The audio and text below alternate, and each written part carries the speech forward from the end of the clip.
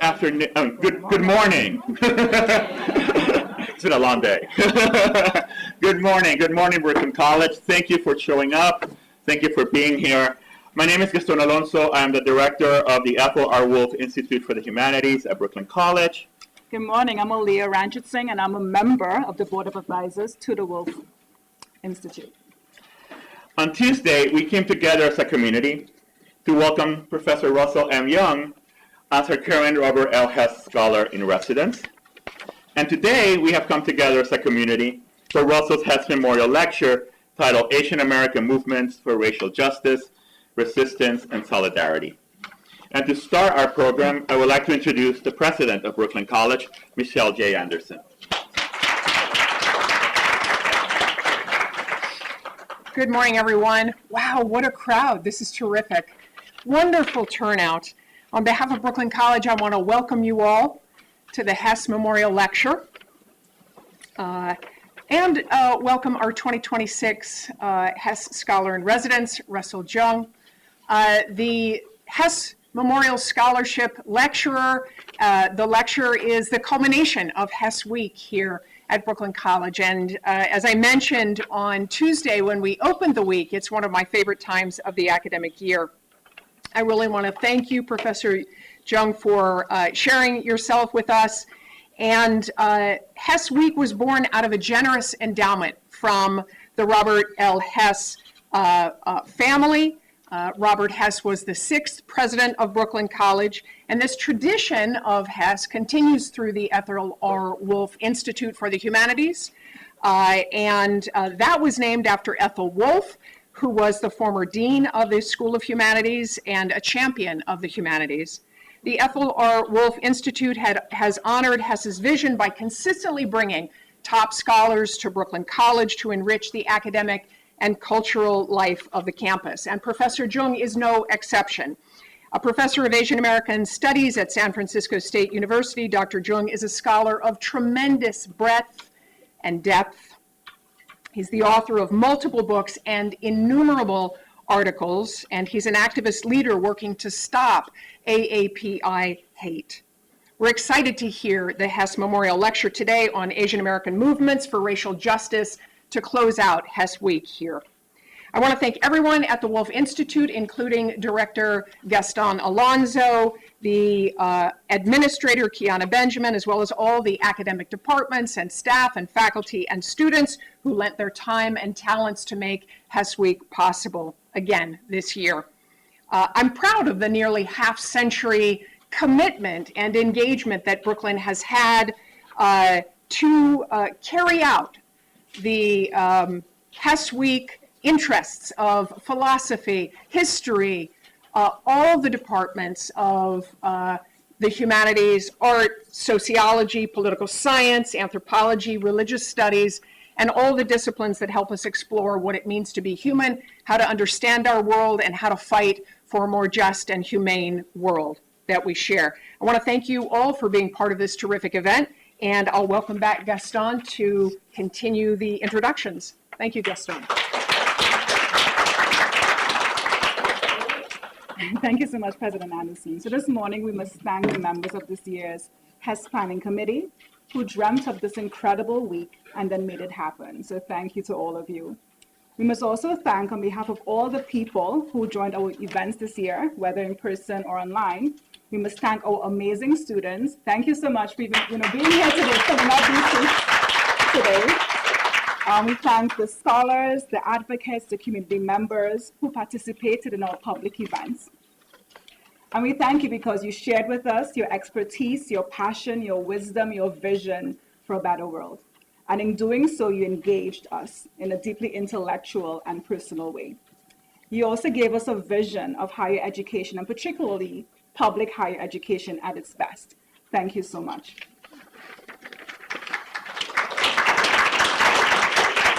And of course, to the Robert L. Hess Fund for so generously funding decades of Hess Scholars and Hess Weeks, allowing us to honor the memory of former college president Robert L. Hess by advancing the mission of the humanities at Brooklyn College. Thank you. I'll pass it on to Gaston. And we must give a huge thanks to someone who has very quickly become an inspiration, our current Hess Scholar in Residence, Russell Jeung. Yesterday afternoon's panel, Professor Cindy Liu from Harvard referred to Hess Week as Russell Fan Club Week. So, and I think a lot of us have very quickly become fans. Thank you for inspiring this week. Thank you for helping us design the programming for this week. Thank you for coming to our college. Thank you for being in intellectual engagement with us. Thank you for being in community with us, teaching us about the power of humility, both personally and intellectually. Thank you for teaching us about the power and the respect and dignity of each human life. And thank you for teaching us about our responsibility for each other in community. And for teaching us that if we will it, we can move towards a more vibrant, a more democratic, a more loving, and more just society. So thank you so much for all of that. Over the last days, I've had a number of students and colleagues stop me to thank me for bringing Russell to campus, for bringing the speakers that we have to campus, for highlighting the voices and the experiences and the knowledges that we have highlighted. They stopped me after events. They stopped me around campus. They stopped me on the subway on the way home last night. And I want to come back to that, but I want to say I always accept their gratitude on behalf of everyone who participated to make this happen. From the selection committee to the planning committee, to those who work with me at the Wolf as members of the board and our interns, thank you so much. To Kiana Benjamin, the administrator that makes it all happen, right? To the volunteers from BCAP who have helped us keep it going, and have been incredible working at the door. So I always accept the gratitude because this is a team event, and a thank you so much. Now, the student who stopped me on the subway last night, and I try not to pretend I'm falling asleep because I was exhausted, just like an academic marathon we've been on. The student who approached me told me, and the words stuck with me, I wrote them down right after. She said, how the panels that she attended, quote, helped me learn what I've been wanting to know, but hadn't had an opportunity to learn, right? And the words stayed with me. I wrote them down, right? What I have been wanting to know. We at Brooklyn College always take pride in the value that our students place on their education, the ways in which you demand an education, your intellectual engagement, right? That part, touched me, but I understood it. The second part, but what I hadn't had an opportunity to learn, haunted me. And I thought to myself, why hasn't she had an opportunity to learn? And I think we, as a faculty and as an institution, need to do better at meeting students' intellectual curiosities, right? That we have to reflect across the curriculum the voices and the stories and the knowledges that we highlighted this week dedicated to understanding Asian Americans, their experiences, their historical experiences, their current experiences, their role as producers of knowledge, their role as our neighbors, even when at times they remain, as Ron Takaki used to say, strangers from a different shore. And we need to do that, not just so our students can learn, right, what they haven't had an opportunity to learn, but want to know. But we have to do that, right? Because we all are better when we understand our society, we understand our place in our society, we understand how to engage the world around us in all of its variety and in all of its complexity and in all of its paradoxes. So thank you, Russell, for coming from California to remind us of this very important mission. A mission I think that we both learned in graduate school when we were at Berkeley. And on that note, before I turn over the microphone back to my colleague, I do want to keep this conversation going by asking us to join us next Thursday for an online celebration of Professor Alia Rajanson's new volume, The Asian Caribbean in the Caribbean Diaspora. There's a QR code in the program that you received.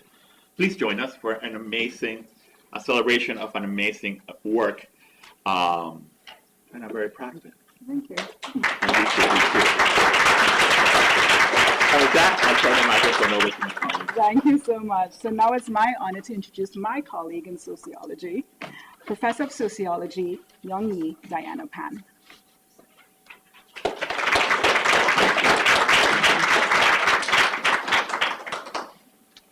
Thank you. I'm going to have to put my glasses on because I'm at that stage in my life.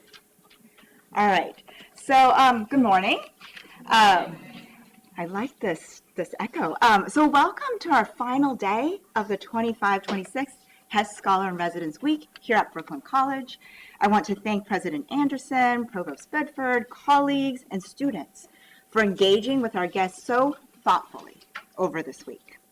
I want to especially extend my gratitude to Dr. Gaston Alonso and his team at the Wolf Institute for planning and executing this important week of events. And of course, this week would not have been possible without the intellectual discourse with you all. This is the purpose of higher education. We live in dark times. Ice raids, detaining and deporting humans, war, climate crisis, assault on our freedoms, disappointing heroes, and a lawless administration flanked by muted elected officials turning a blind eye to human suffering. The onslaught does not seem to have an expiration date, and the cruelty appears to be the point. Yes, these are dark, uncertain, and scary times.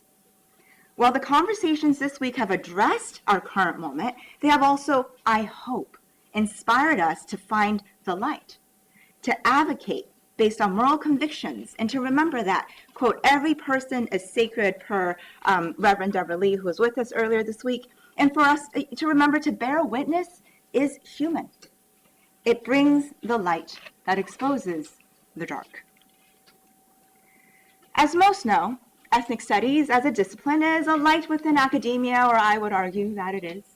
The discipline was born out of the Third World Liberation Front student movements of the late 1960s, centering the marginalized, the ignored, the invisible to the mainstream, but we have always been here.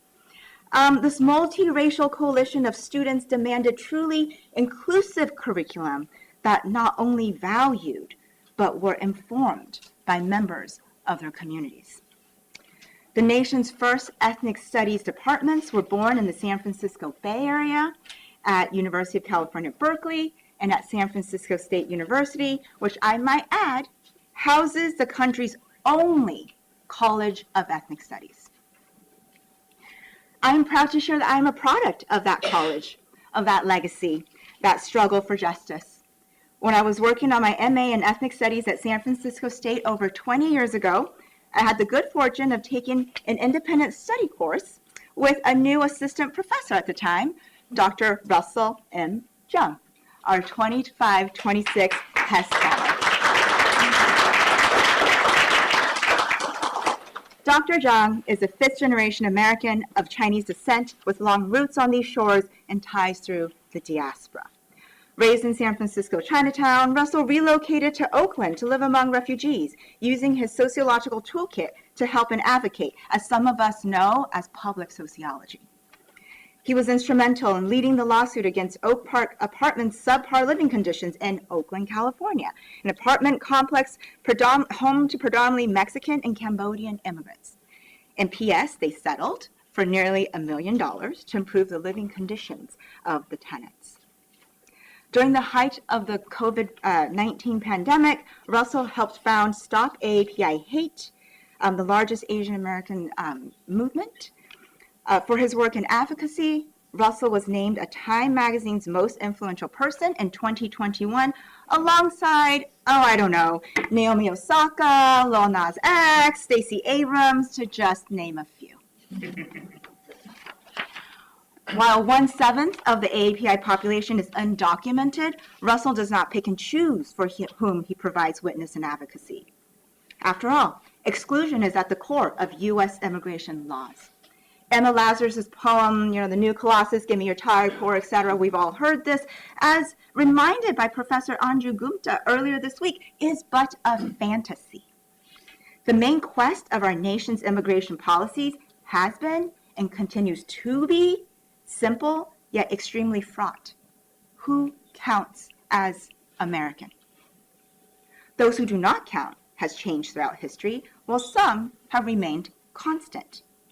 But deportations and expunging of who belongs amplifies discrimination. During a rally in December 25, the current U.S. president made clear this administration's stance on immigration and the makeup of this country. To quote, "Why can't we have some people from Norway, Sweden, just a few? Let's have a few from Denmark. Do you mind sending a few people? Send us some nice people. Do you mind?" End quote. Inferred from this remark, the nice people possess a particular phenotype, a phenotype that many of us do not possess. So Cheta Meng of Mekong NYC uplifted the stories of those marginalized within even the AAPI community, Southeast Asians. She shared that between January and October of 25 alone, more Southeast Asian Americans who are displaced from U.S.-involved wars have been deported than during any other administration. Currently, 15,000 Southeast Asians are at risk of being ripped away from their families and friends, sent off to unfamiliar places. Even if we aren't directly targeted, witnessing these attacks on our friends, our neighbors, fellow humans, leads to experiencing vicarious racism. From yesterday's panel on Asian American mental health, we learned from doctors Teresa Chea and Cindy Liu that vicarious racism is associated with race-based traumatic stress. Without adequate access to mental health services for AAPIs, members of this community are turning to AI for mental health needs, especially young people. This isolation, seeking solace and companionship with artificial intelligence, is concerning and should be a call to action. To learn about AAPI experiences, to deeply understand the nuanced histories. I need some water. Give me a sec.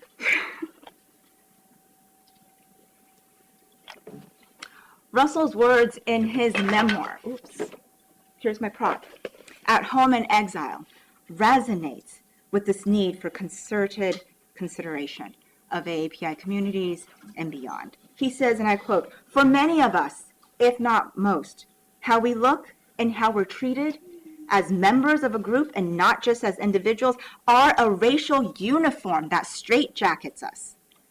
My family's experiences as Chinese in the United States are typical in this regard," end quote. As we've heard from his friends and colleagues, those who have known him for decades, Russell's work directly reflects his own morals and dedication to social justice and vice versa. A sociologist by training, Russell's scholarship intersects social justice, immigration, and religion within the context of Asian America.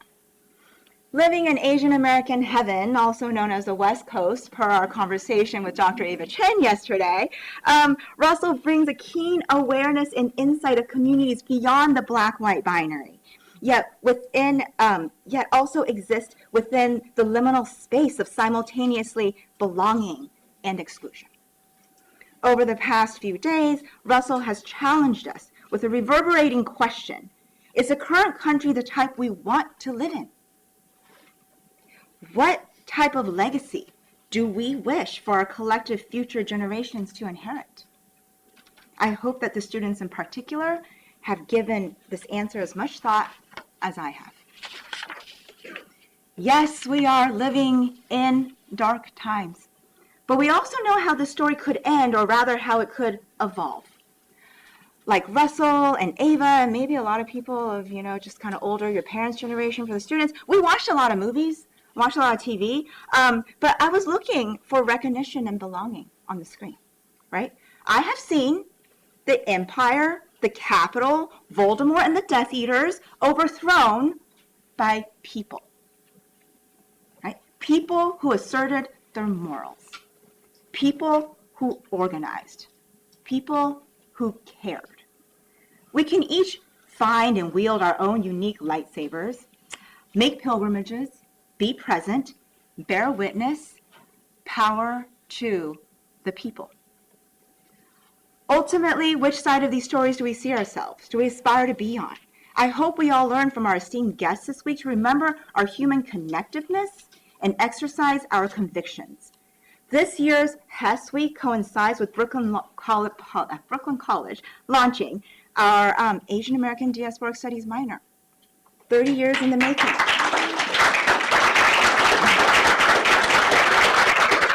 Thank you. Now, this curriculum centers the histories, experiences, and lives of a segment of population that's often overlooked, underregarded, and rendered invisible. But I want to put a plug in for Professor Bowie's class in the fall. He is teaching Asian American history. So please be on the lookout for it as you're looking at your shopping carts. This is for the students. But as we celebrate the launch of the new minor, we also lament the federal government seizing funds to the Brooklyn College Annapisi Project, also known as BCAP. Funding that provided the much needed services and resources for all our students, including mental health and curriculum expansion. However, despite all this, we're sustained by human connections, histories, and intimate interrelatedness. Our calling this week and beyond is to make our ancestors proud. How, when, and where to answer this calling is up to each of us. But we do so through a solidarity with one another. We do so by showing up. And in the words of Poet Laureate Amanda Gorman, who was a sociology major, quote, "There's always light if we are only brave enough to see it. If only we're brave enough to be it," end quote. Now with that, I ask that we turn our attention to Dr. Russell M. Jeung, who will deliver our 2026 Hess Memorial Lecture, Asian American Movements for Racial Justice, Resistance, and Solidarity.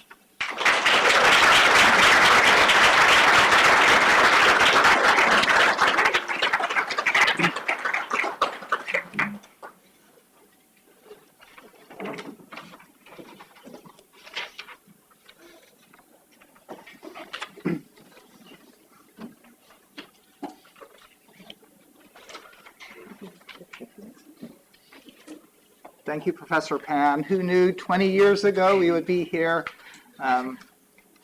It's a testament to Professor Pan, despite my harsh teaching and her resilience, her perseverance.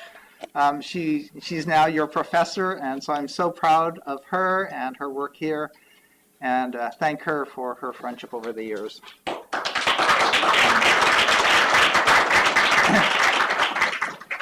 Thank you, President Anderson, Dean Napoli. Thank you, Brooklyn College, for having me this past week. We talked about California being Asian American heaven, but if I ever want Asian American vacation, it would be here with you all. This week has been amazing for me. It's been such an honor for my wife, Dr. Joanne Jeung, and I to meet with you and to meet with the Hess committee.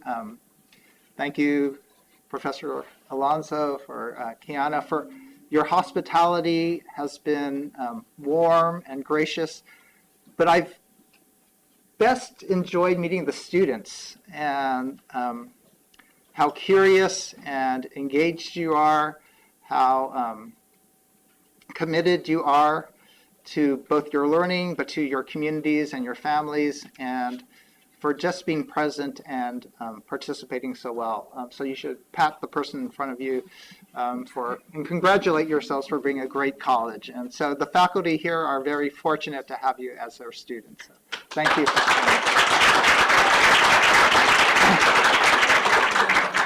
Yeah, this Hess Week, as Professor Pan just for recap, has been sort of all the strands, or not all, but a lot of the key strands in my life. And I, again, want to recap some of the themes. We talked about yesterday about the rise of anti-Asian hate during the pandemic and how it was so virulently horrible. It was so widespread that half of us who are Asian American were directly attacked.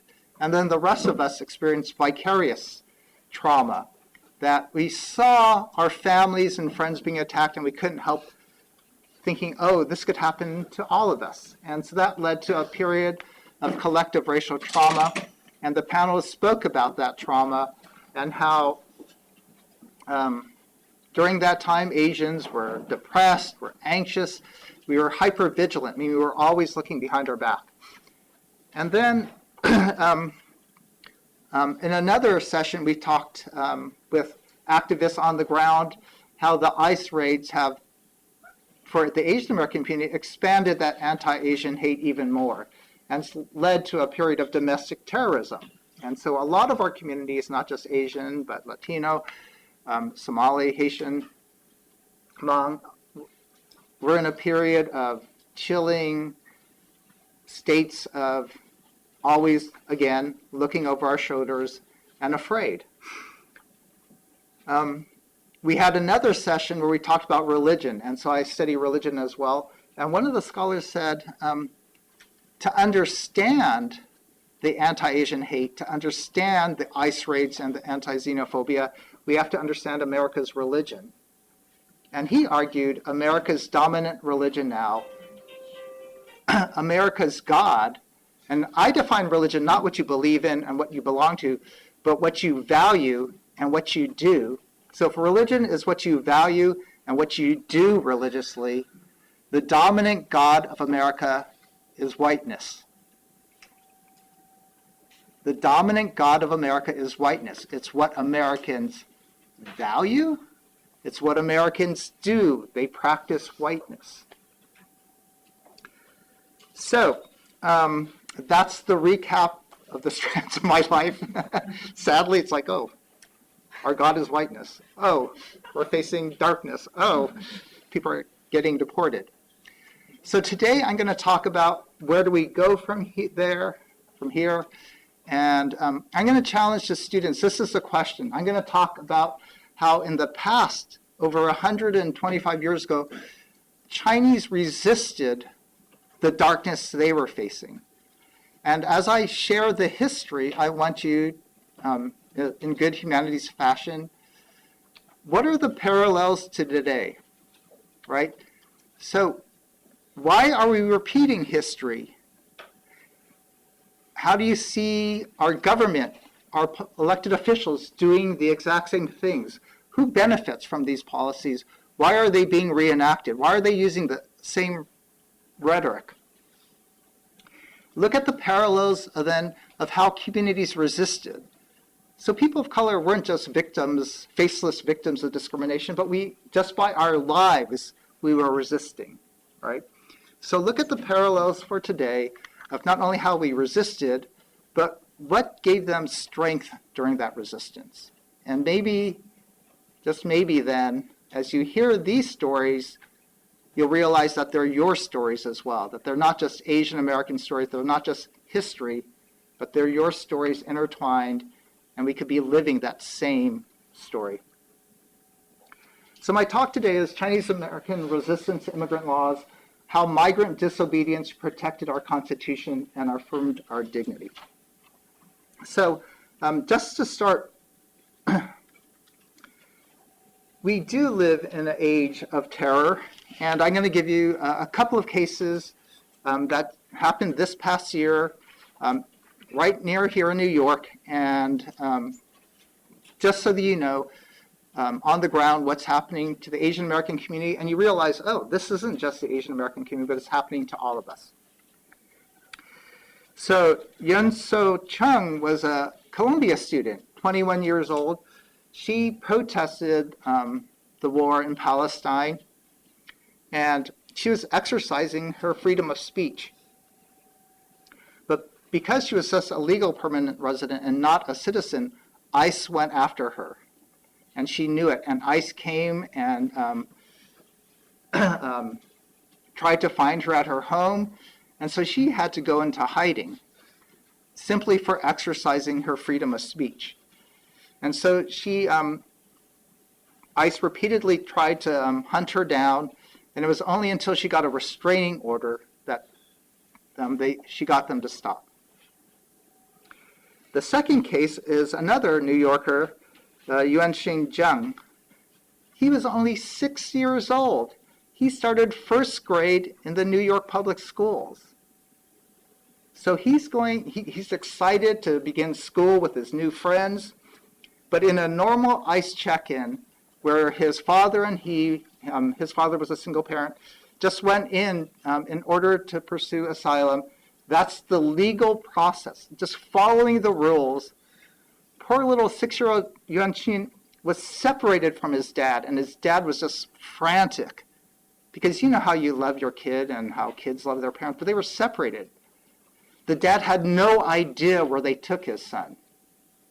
For 3 weeks, he was left in the dark, and they weren't reunited until they were both departed. This has happened to 1,200 kids in the US. It's not just this one family who are criminals. This is a widespread event. Third case.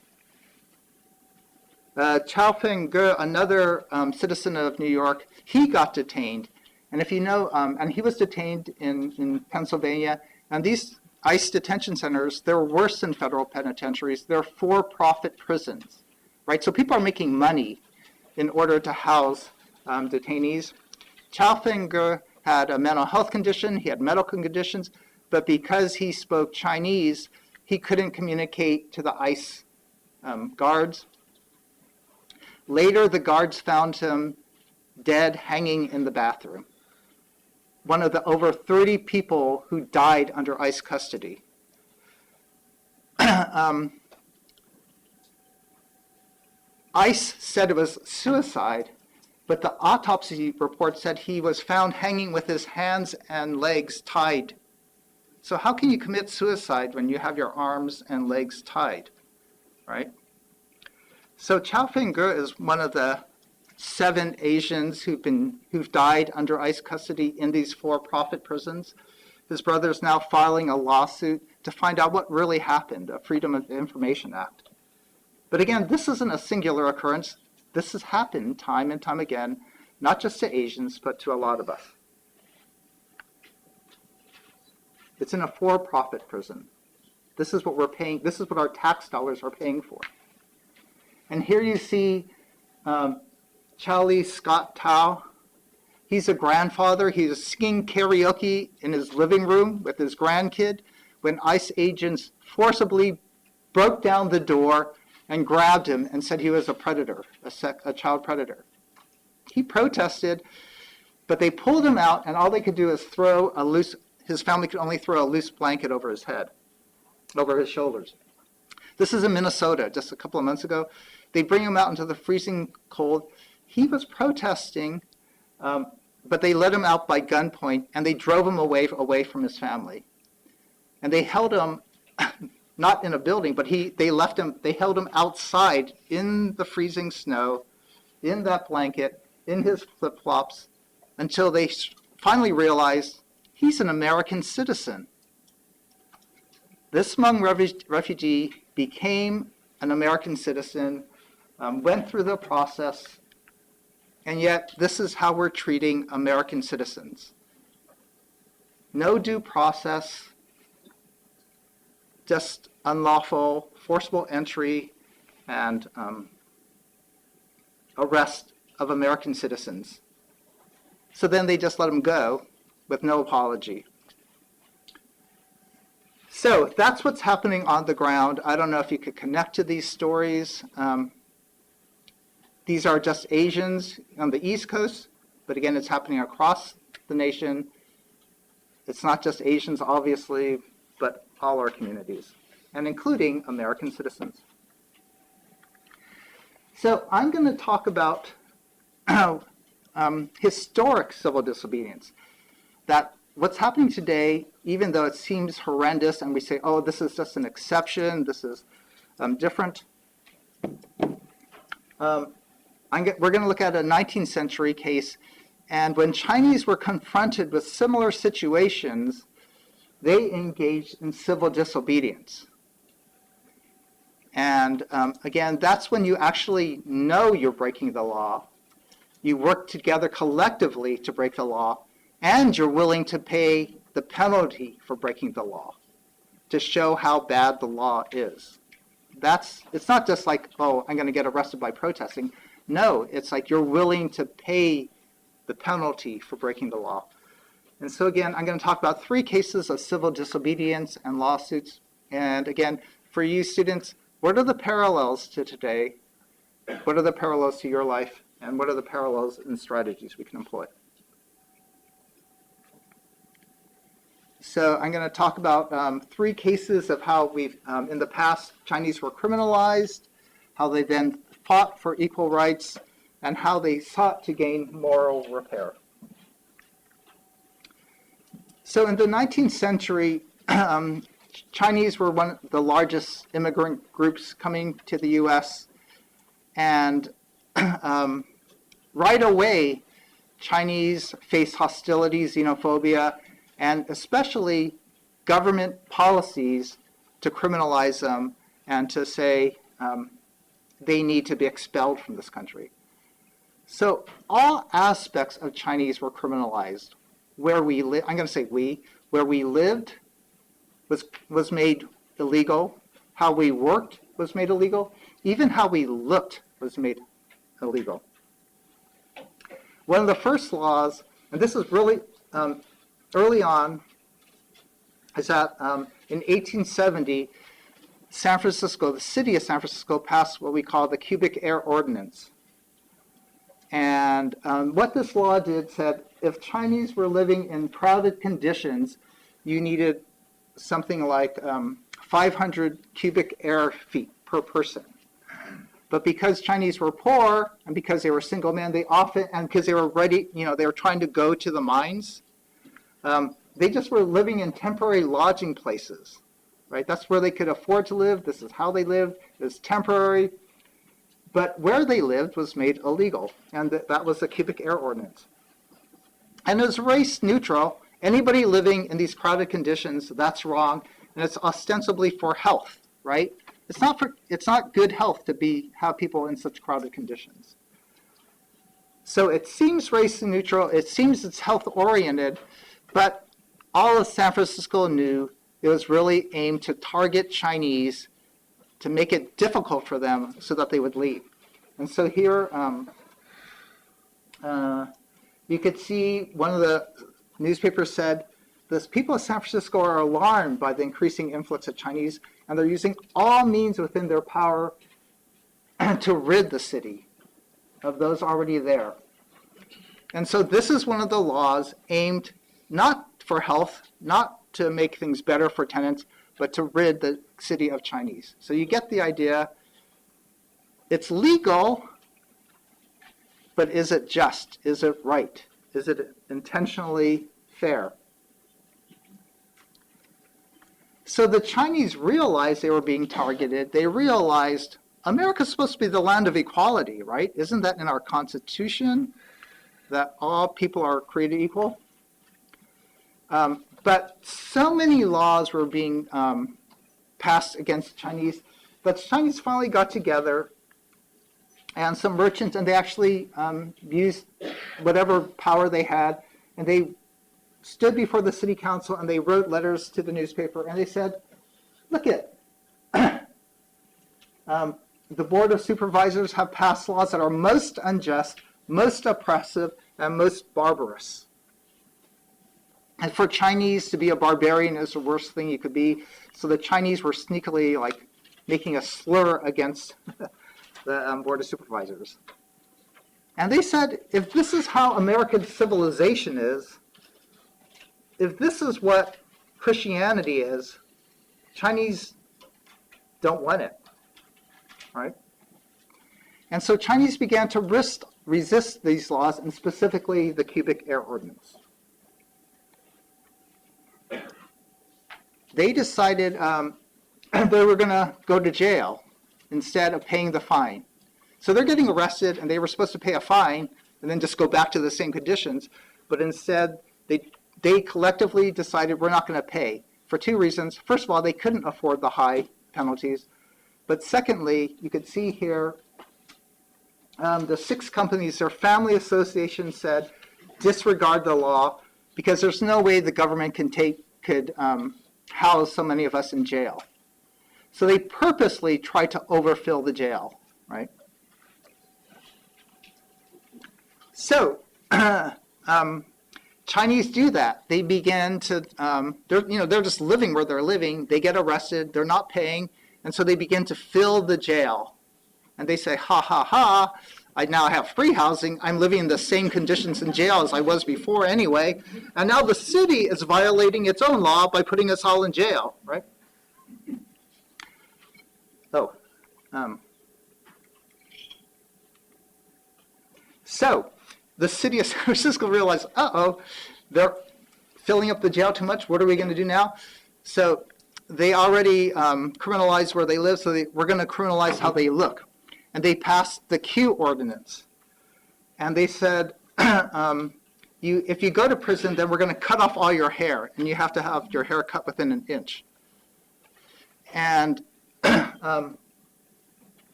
yeah.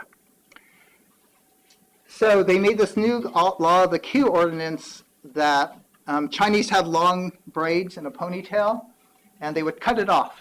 And that would, the dread of losing your appearance would make Chinese pay their fine, right? So they knew that cutting off their hair was disgraceful. It's cultural humiliation. So they're using any way they can to punish Chinese people to make them stop going to jail. So again, the Chinese recognize the targeting. They recognize other people don't care if their hair gets cut off. But Chinese filed another lawsuit, and Hoa Cao then files a lawsuit and says that cutting off my queue is a mark of disgrace. And so these are, we talked about how there isn't much written record of how Chinese thought and lived, but in the legal testimony, we could see these are his own words. This is his voice. America is disgracing my people. He said it's like suffering after death, and suffering after death is hell, right? It was hellish.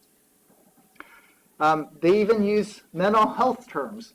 It's great mental anguish, and worse yet, it's disgrace and ostracism for his countrymen, right? So again, if you get cut off your hair, then you look like a white person. You look like a barbarian.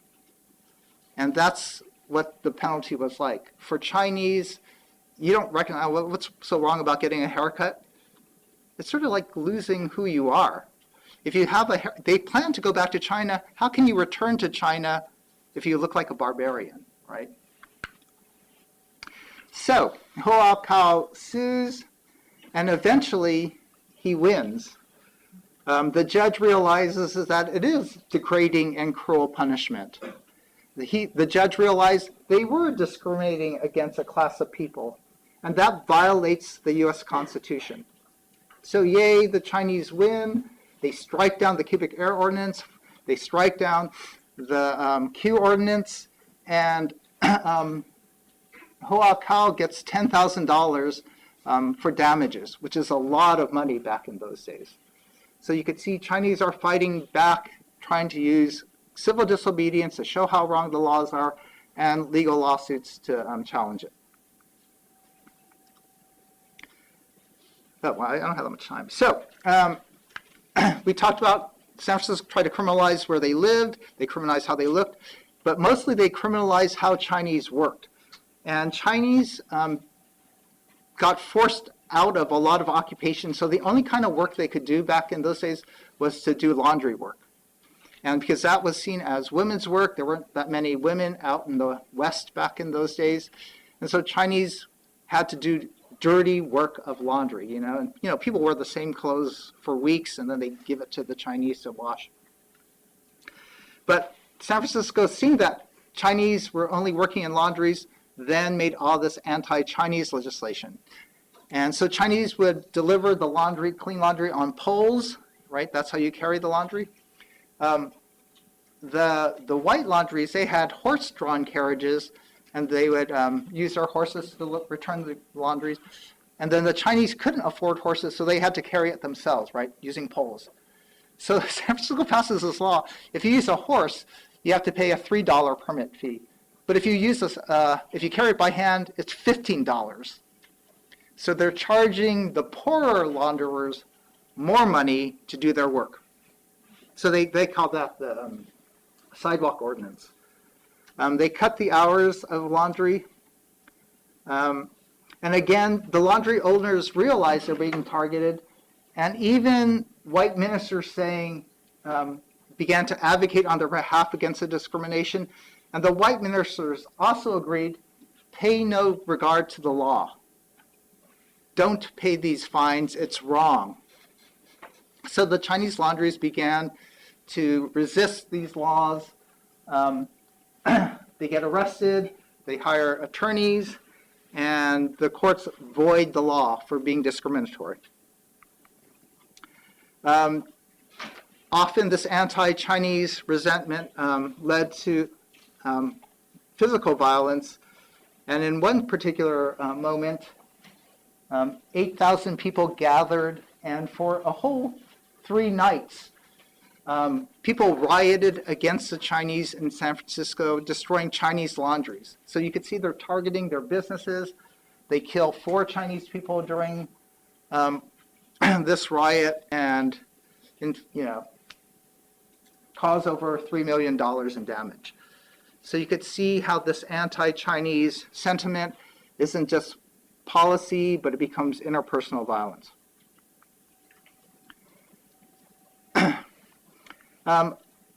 So because these laws keep on getting voided for being discriminatory, San Francisco kept on changing its laws to try to be race neutral. So these laws were legal. And one other way they said is that you got to have your laundries in wood buildings with wood scaffolding. And that makes sense. It's race neutral. It's safer to have laundries in metal buildings so they don't burn down. Because they build fires to dry the laundry. And so it's dangerous, and so you need to have your laundries outside of wood buildings.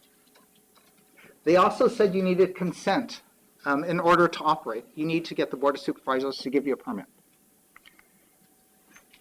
So Chinese realized, even though these laws seem race neutral and applied to everyone, they were targeting Chinese. And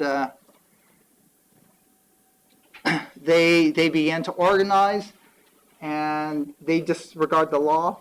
And a person named Li Yik, who runs Yikwall Laundry, before his laundry passed all the health requirements and fire requirements, but when he applied for a permit from the Board of Supervisors, he was denied. And then he gets arrested, and he doesn't pay his fine because he's in solidarity with his other laundries, and he's willing to stand up to the injustice of this law. In their court case, they show, look at 150 of us have been arrested for violating the health regulations, but no white launderer has been. Is that fair? Look at, all the Chinese were denied the permits, but no Caucasians were denied the permits. Is that fair? The law itself is fair, but is the enforcement of the law fair? Nonetheless, the California Supreme Court upholds this ordinance. So Chinese are resisting. They're willing to go to jail for it. They're saying this is discriminatory and targeting. And eventually, Li Yik wins at the U.S. Supreme Court level. It goes all the way from San Francisco, and the Supreme Court rules that, no, the Constitution says that all persons should be entitled to pursue happiness, right? That's in the Declaration of Independence. The Constitution says that no class of people should be treated differently by the law. The Constitution says that this enforcement was too arbitrary. And it said that the 14th Amendment isn't just for citizens, so Chinese couldn't be citizens. We were aliens ineligible for citizenship. But the Constitution, they ruled, wasn't just for Americans. The Constitution should apply to all persons, right? We should treat all people equally. Does that make sense to you guys? The Constitution is so foundational. If we have rights, it should be, if they're rights, then everybody should have the rights. And so Li Yik wins, and another laundryman wins, and they're set free. And so, yay, we win again. And they uphold the 14th Amendment of the Constitution, and they rule that neutral laws can't be applied discriminatorily, that all persons, not just citizens, have the right to pursue happiness. Remember that all people, not just citizens, should have the right to pursue happiness and business. And since then, it's been cited in over 160 Supreme Court cases against discrimination.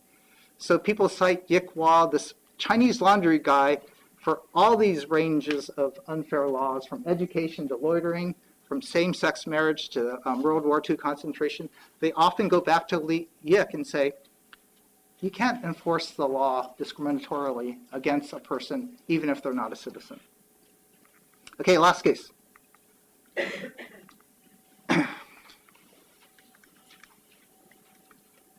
So again, keep on thinking of the parallels. So in 1892, you get 5 more minutes, right? All right, Gaston, 5 more minutes, is that good enough? Yeah, take your time. Take We're my time. learning. Huh? We have time. We're learning. Are you guys following me? Yes, You need a yes, joke? No. All right. So in 1882, they passed the Chinese Exclusion Act, and in 1892, they passed the Geary Act, which extends excluding Chinese. So America hates Chinese so much, they criminalize us, and then they say you can't migrate anymore as laborers. And in 1892, in the Geary Act, they said, if you're going to come, and if you're here, then you have to have an alien ID card. And so for the first time, America creates a whole immigration system, a whole bureaucracy, similar to the African slave system. So they base everything off of how blacks were treated and say, okay, if we did this, if policing worked against blacks, we're going to have policing against Chinese. And they said they have to have a photo ID card that says you're legal to be here, right? And then if you're caught without your ID card, then we could arrest you and deport you or sentence you to hard labor, right? And so, and the only way for Chinese, if they didn't have the card, to prove that they were here is that they needed white people to back them up. And so they're guilty until proven innocent. If you're just simply Chinese walking around the street without your ID card, you're illegal, right? So think about what are the parallels to today. If you're just walking around, you could be arrested. If you're just walking around, you could be arrested even if you're innocent. Even I forgot my ID card. Well, show us your white witnesses. Got that? So Chinese realized, again, this is wrong. They felt really shamed by it. And our Chinese council said, they place us on the level of dogs. And so the Chinese called this the dog tag law, because back then you needed a dog tag, and if a dog is found without a dog tag, then what did we do with stray dogs? You have animal control, people round them up, right? Put them in the pound and then kill them, right? So that's how Chinese felt. What's worse for Chinese than being found guilty was being shamed. I just want you to know that humiliation is a worse punishment. And so being treated and seen as dogs, for Chinese, they already had gone through a century of humiliation because of colonization, and now this is, another aspect of the colonization and a century of humiliation. So the Chinese go, again, 3 times. They say, this is unjust, and so we're not going to obey it. We have this idea of the mandate of heaven, that people could make mandates, people could make laws, but we have a higher mandate, right? And if the law is unjust, we don't have to obey it. If it degrades us, then we go along with our degradation. See how mean and contemptible it wants to make the Chinese. So here in New York, we have the first Asian American civil rights organization. And a person named Wang Qinfu argued, he creates what we call the Equal Rights League, and he had African Americans and Jewish people and white leaders come together and say, everybody deserves equal rights. And Wang Qinfu argues, no, we have a common manhood. We have a common humanity with others. We should be treated the same as others, right? And he said, America is our home. Why can't we belong to our home? Our homes are here. Our families are here. All are here. Why can't then you consider our welfare yours if we're all family? So, Chinese said this law is wrong. They organized, and out of 110,000 people, only 3,000 followed the law. So that means over 90%, this is the largest case of immigrant civil disobedience in American history, resisted. Even at the threat of, remember, Chinese risked all their family fortunes to get here to send money back to China, but they're willing to risk that. They're willing to risk being arrested and having to go through hard labor because they thought this was so wrong. And so they began to deport people, but then again, the government ran out of money. And so what happens then is that Chinese are engaging in civil disobedience, and they said the American courts will prove our justice.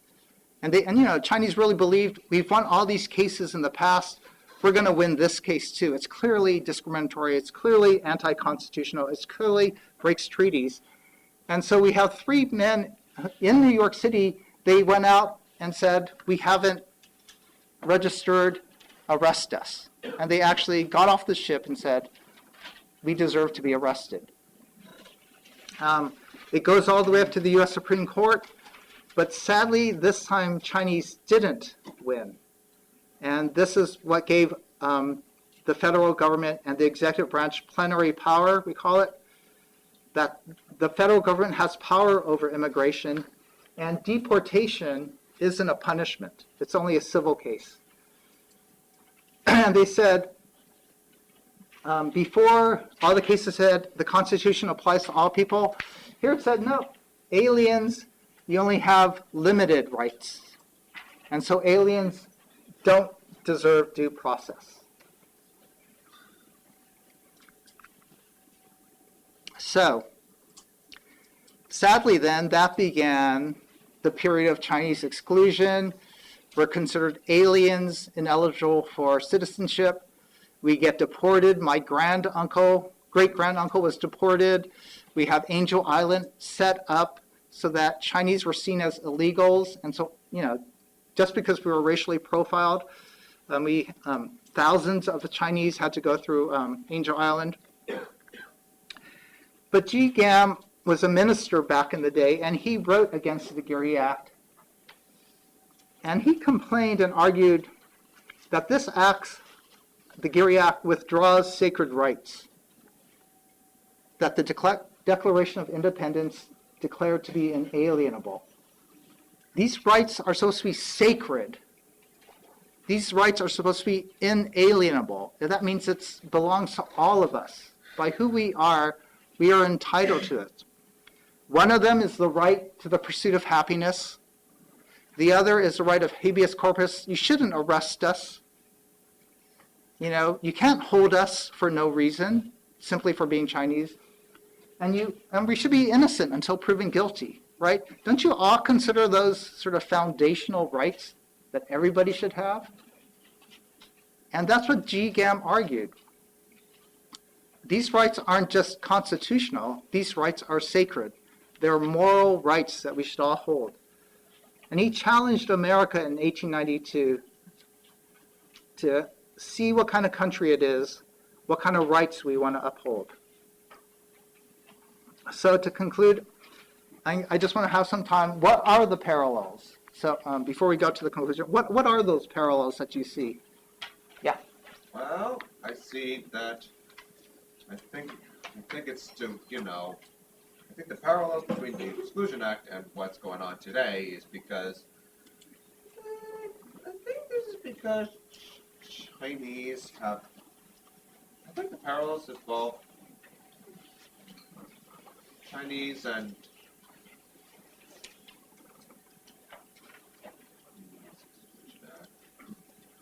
Parallels about treatment, parallel about how the Chinese responded, parallels of what they hoped for. okay, parallels. How They were, they were both treated poorly. They were hoping to get bailed out by the U.S. Supreme Court, but that never happened. So that's the same differences. That's the differences. Yeah, same thing's going on. Others? So I recommend the journals that you're putting out historically, but how optimal is Spanish strategy today? I don't know if they're always going to run out of money. Yeah, because now we just borrow money and raise the debt, right? Yeah. Okay. So there are distinct moments. Temporarily, non-residents and green card holders have to hold some form of identification. So we are registering people now and expecting people to register. And even if those people are registering and following the laws, they're still presumed to be guilty until innocent. Yeah, people are being deported without due process. Yep. No due process. Do you see the criminalization of immigrants today? I do. I had a question about the last case, and just wondering, is that the same court that, the Supreme Court that decided Plessy v. Ferguson? Yeah, they're on the same. So the separate but equal concept is what's being thrown here. Right. So up to that point, people have hope for the Supreme Court and for the court system generally, right? And then at this point in the 1890s, that hope is dashed, Right. at least. Yeah, the courts began to distinguish groups of people. Yeah. And of course, women didn't have those rights. A couple more minutes. Okay. If you want. All right. One last parallel in how Chinese responded that speak to us today. Well, I was going to say that the disturbing thing is also you see our court now retreating. I think Justice Kavanaugh, I think maybe 6 months or a year ago, when he basically said, if someone looks like a Latino, that's the condition for arrest. That's tough. Racial profiling is legalized now by the Supreme Court. Hey, one last comment? Parallel? What you brought out in terms of the 14th Amendment, that's the most dangerous aspect of it. We can't rely on the Supreme Court to remember that how important that amendment is. Right. Thank you for telling us. So that the courts today struck down or supported the Geary Act, right? Supported that unequal treatment of aliens and citizens. And so we see the same pattern of criminalization. We see the same pattern of racial targeting. We see the same inhumane punishment. So we have modern day Q acts going on now that are disgracing people, that are humiliating people, that are traumatizing and harming whole families. So I just want to conclude. I think Reverend G. Gam has a lot to say to us today. He too engaged in civil disobedience. And he said, no, we have to hold on to moral rights, sacred rights, even above what's the law. And that's why we could engage in civil disobedience. He said we have inalienable rights, that we should all be able to pursue the happiness of others. And that means we're concerned about the happiness of others beyond our own. So Brooklyn College, thank you for inviting me to Hess Week.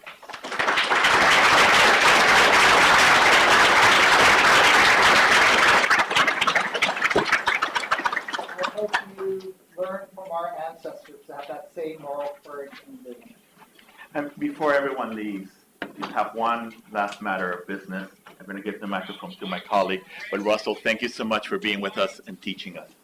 We have one quick matter of business. One quick matter. So throughout the last 2 days, the themes of solidarity, coalition, building, belonging, and community has been a through line. They have been a through line. We have been reminded by Russell that we must bear moral witness, We must have the moral courage to stand up and have a vision of who we are and who we can be as a community. And yesterday, BC psychology professor Erica Niwa, she made this, the statement, we belong to each other. And there's one program, well, there are a lot of programs, and one I want to highlight today, in this moment, which has provided a space of belonging and community for our students, and that is the Brooklyn College Anna-PC project. Through events like their annual tea ceremony and Pacifica Night, for example, BCAP has become an important and necessary hub for all of the students, and especially our diverse Asian and Pacific Islander community here at Brooklyn College. Every day, BCAP truly lives and shows our students that we belong together. So I'd like to bring up the director of BCAP, Megan Lowe.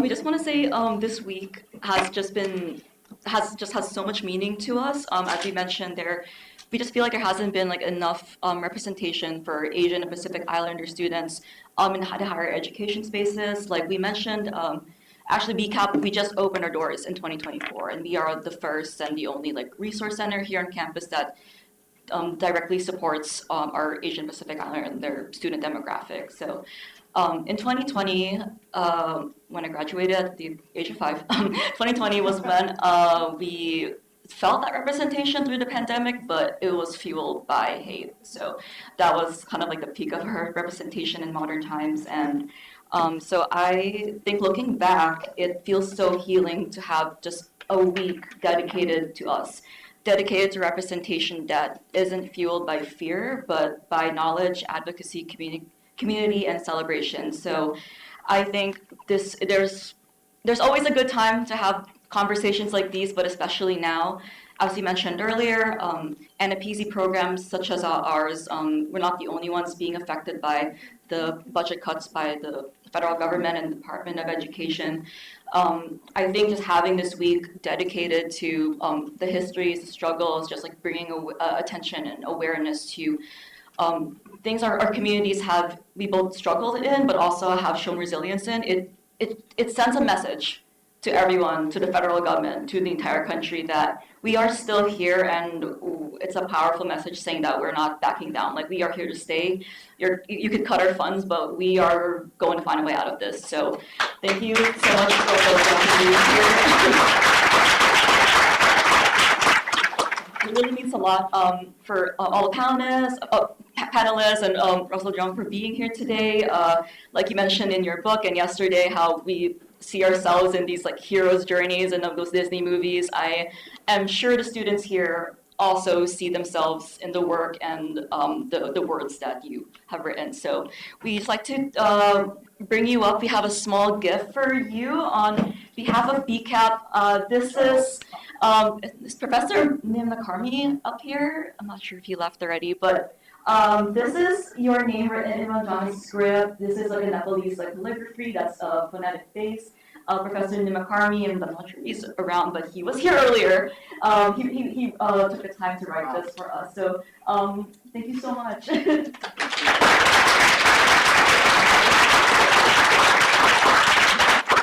you again for coming all the way from warm, sunny Asian American Haven. Can I turn this off? From California all the way to New York City. So thank you very much for making the trek out here. And we also have one more person we'd like to thank before today ends. We would not have this week without their dedication, their year's worth of work towards this week. So I want to welcome Gaston Alonso, the Institute's very own Dr. Gaston Alonso. We also have a hello script for you. Where's the back? Oh, wow. This is your name in Ranjan's Oh my script. Wow. Thank you. Thank you so much, everyone, for being here. If you don't know where BCAP is, we are located in Boylan 2153, small plug. So just we welcome anyone from any backgrounds. The main purpose of our office is to build community here, especially in these times. So thank you very much, everybody. Thank you. Thank you so much, and thank you for the work that you've done. Let's just give our Hess Scholar one last round of applause. And thank you everyone for coming and being part of the conversation over the last 3 days. Thank you. Be well. Take care.